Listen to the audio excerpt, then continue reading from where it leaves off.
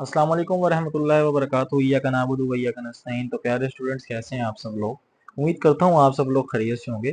जी, तो हम कर रहे थे exercise 3.1 class 9 national book foundation sets वाला हमारा चैप्टर चल रहा था। ठीक है, तो क्वेश्चन नंबर आज हमने करना है इसका 6। देखिए जी, क्वेश्चन नंबर 6 में क्या लिखा हुआ है। लिखा हुआ है verify X union Y intersection Z equals to X union Y intersection X union Z. तो अगर आप गौर से देखें तो ये डिस्ट्रीब्यूटिव प्रॉपर्टी है। इसमें जी यूनियन ओवर इंटरसेक्शन के ऊपर ही आपके पास प्रॉपर्टी है, ये आपने यूज करना है। एक्स में जो आपको सेट दे दी गई है, वैल्यूज दे दी है -1 -2 और -3। वाई में 0 1 2 3। जी में है 0 +-1 +-2 +-3। तो ये हमारे पास क्वेश्चन है जी। तो आज हमने इसको सॉल्व करना है, लेकिन वीडियो को देखने से पहले प्लीज मेरे चैनल को सब्सक्राइब कर लें और बेल आइकन को भी प्रेस कर दें और जितना हो सकता है इसको शेयर करें। ठीक है जी, थैंक यू सो मच। अच्छा, ये तो ये मैंने क्वेश्चंस पहले लिखे हुए हैं ताकि हमारा टाइम वेस्ट ना हो। अच्छा, आज हमने ना इसको थोड़ा सा डिफरेंट तरीके से सॉल्व करना है।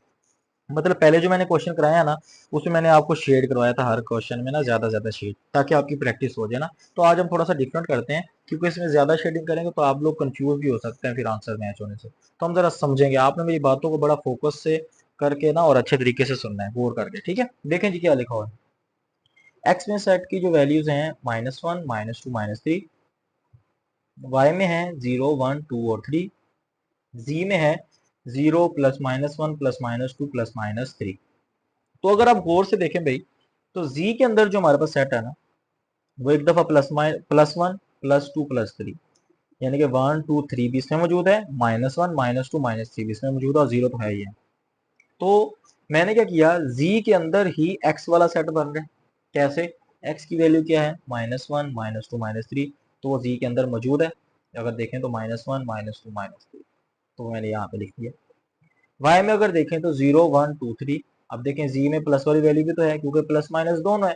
सपोज कहीं भी लिखा आता है x इक्वल्स टू +-1, तो एक दफा आप x इक्वल्स +1 लिखते हैं और एक दफा क्या लिखते हैं, -1। तो यही काम मैंने यहाँ पे किया है। +1 +2 +3 जो है वो y में था, तो y वाली वैल्यूज यहाँ पे लिख दी, 0 भी मौजूद है।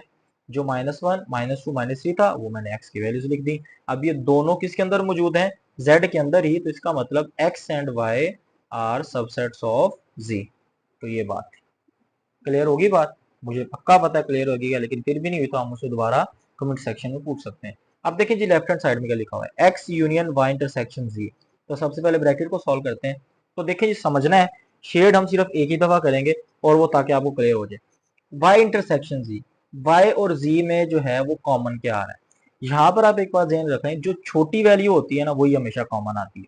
तो यहाँ पर देखें जी, जेड में क्या है, ये सारी वैल्यूज। वाई में क्या है, 0 1 2 3।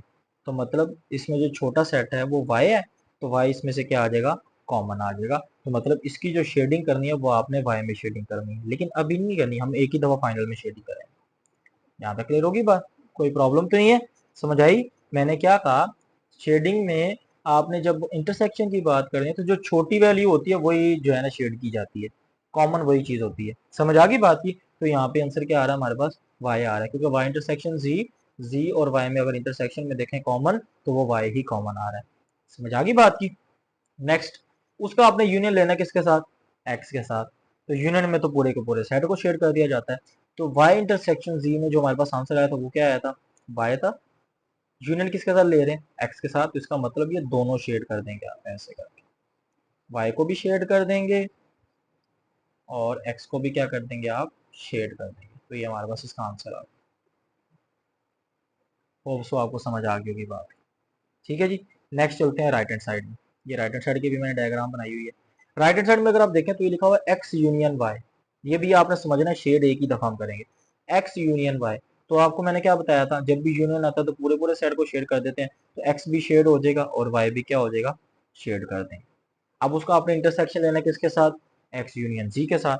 तो बड़ा सिंपल है, जी में तो पूरा का पूरा सेट आ गया ना, पूरा पूरा शेड कर दिया, ऐसे फटाफट शेड कर दें। और एक्स में कौन सा आएगा, सिर्फ एक्स वाली शेड होगी। तो अब आपने देखना है इसमें से आपके पास आंसर कौन सा आ रहा है, उसका आपने क्या ले लेना है, इंटरसेक्शन। सपोज मैं यहाँ पे अगर डायग्राम बनाता हूँ, तो ये जी है, इसके अंदर क्या आ गया, ये एक्स आ गया। तो ये पूरा का पूरा शेड हो गया, ऐसे पूरा का पूरा शेड कर दिया। अब अगर हम लेफ्ट हैंड साइड की बात करें, तो एक्स यूनियन वाई, तो मतलब इसमें हमारे पास एक्स को भी शेड कर रहे हैं और किसको शेड कर रहे हैं, वाई को भी शेड कर रहे हैं। अब इनमें से अगर आपने देखना कॉमन क्या आ रहा है, तो देखिए जी कॉमन क्या आ रहा है, एक तो एक्स आ रहा है हमारे पास, दूसरा क्या आ रहा है, वाई भी आ रहा है। क्यों, वाई किसके अंदर जी, तो यहाँ पे एक तो एक्स कॉमन आ रहा है, दूसरा क्या कॉमन आ रहा है, वाई, क्योंकि जी के अंदर ही तो वाई मौजूद है ना, तो इसका मतलब जो इसमें शेडिंग होगी वो भी किसमें होगी, एक्स और वाई में। तो आप वाई को भी शेड कर देंगे ऐसे, और एक्स को भी क्या कर देंगे, ऐसे शेड कर देंगे। समझ आ गई बात की, एक दफा दोबारा देख लें। इसमें हमें बताया था एक्स यूनियन वाई, तो यूनियन में दोनों शेड करते हैं, तो एक्स भी शेड हो जाएगा और क्या शेड हो जाएगा, वाई भी।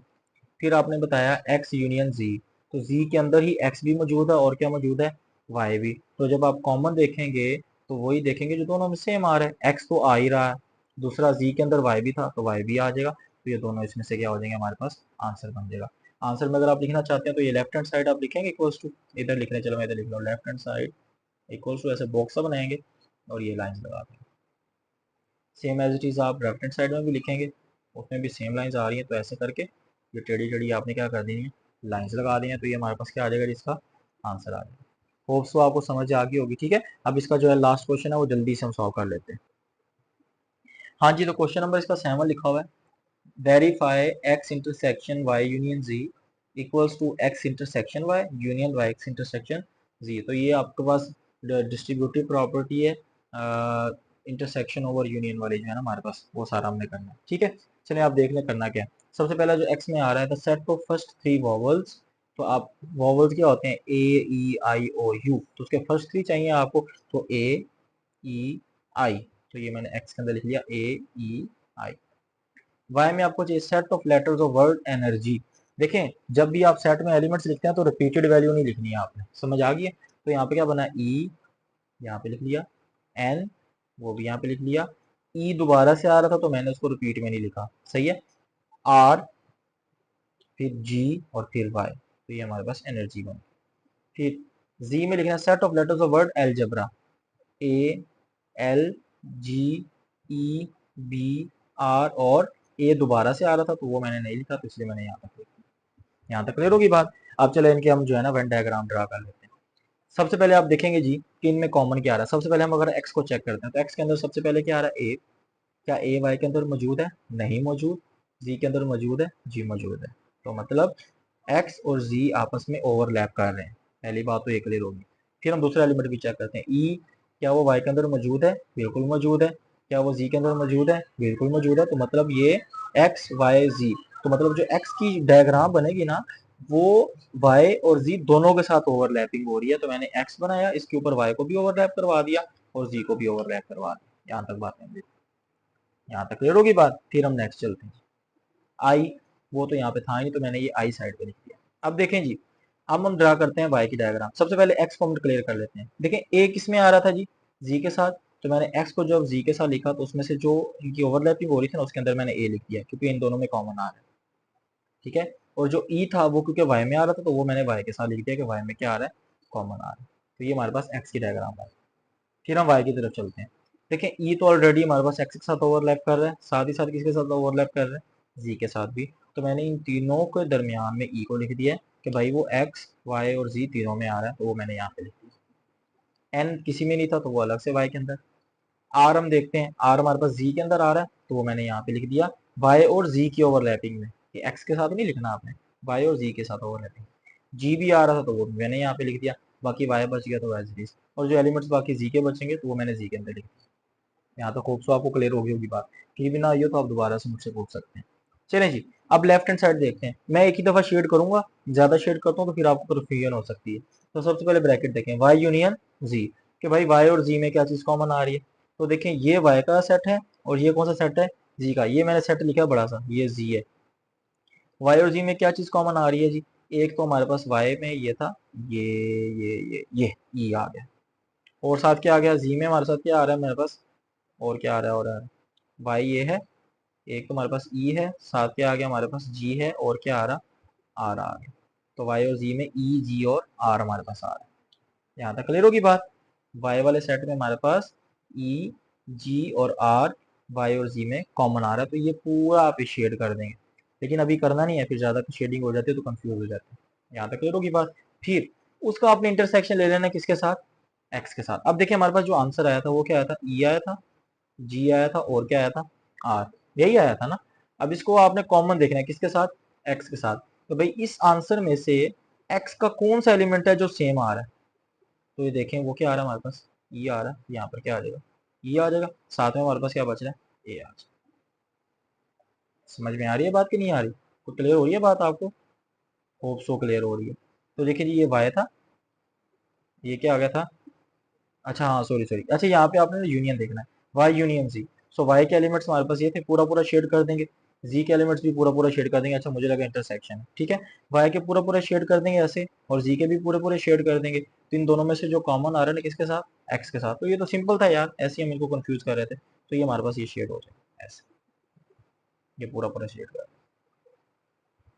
कि भाई वाई यूनियन जी, वाई भी शेड कर दिया, जी भी शेड कर दिया, फिर उसमें से जो एलिमेंट्स किसके साथ कॉमन आ रहे हैं, एक्स के साथ, वो क्या थे, ए और ई, तो वो मैंने क्या कर दिया, शेड कर दिया। अच्छा ये ऐसे ही था, ये सही था, मुझे लगा इंटरसेक्शन कर, यहाँ तक क्लियर होगी बात। अब हम चलते हैं किधर, इसकी राइट हैंड साइड की तरफ। तो अगर आप राइट हैंड साइड भी गौर से देखें तो क्या था जी, एक्स इंटरसेक्शन वाई। तो चलो मैं यहाँ पे डायग्राम अगर ड्रा करना चाहूँ तो क्या होगी जी, ये एक्स आ गया, ठीक है जी, ये इसके साथ क्या आ जाएगा, वाई आ जाएगा, और ये इसके साथ क्या आ जाएगा जी, सपोज करें जी हमारे पास, सपोज क्या करना है, ये जी आ जाएगा।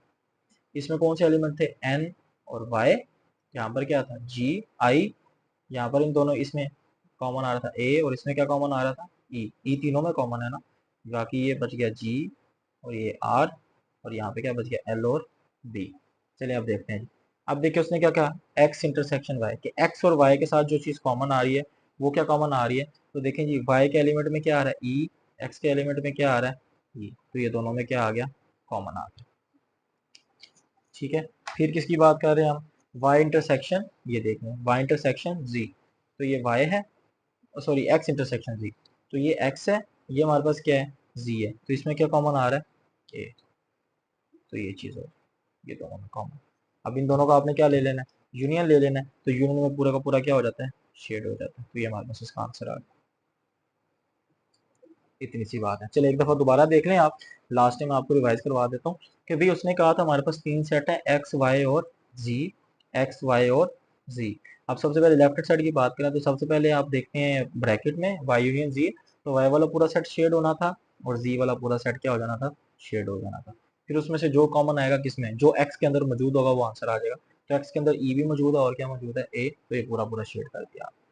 अब वहीं पे राइट हैंड साइड की बात करें तो एक्स इंटरसेक्शन वाई, तो अगर आप गौर से देखें ये एक्स है, ये क्या है, वाई, इन दोनों में से कॉमन क्या आ रहा है, ई आ रहा था, तो ई हमारे पास हाईलाइट कर देंगे, वो मैंने डायग्राम नीचे बनाई हुई है ये वाली, तो ये ई। फिर एक्स इंटरसेक्शन जी देखना है, तो एक्स हमारे पास ये है, जी हमारे पास ये है, इसमें एलिमेंट क्या आ रहा था, ए, तो ये वाला हाईलाइट हो गया, और ये पूरा पूरा क्या कर देंगे आप, शेड कर देंगे। तो इतनी सी बात थी जी। सो लेफ्ट हैंड साइड आप लिख देंगे ऐसे करके, टेढ़ी टेढ़ी लाइंस लगा दें, और राइट हैंड साइड में भी क्या आ जाएगी, ऐसे बॉक्स, और इसको क्या कर दिया आपने, हाईलाइट कर दिया। जी होप सो, उम्मीद करता हूँ कि आपको समझ आ गया होगा, फिर भी अगर नहीं आया तो आप मुझसे पूछ सकते हैं कमेंट सेक्शन में। मिलते हैं इंशाल्लाह ताला नेक्स्ट लेक्चर में। मेरा चैनल सब्सक्राइब करना और बेल आइकन प्रेस करना मत भूलिएगा, और ज़्यादा से ज़्यादा शेयर कीजिएगा। तब तक के लिए अल्लाह हामिया नासिर।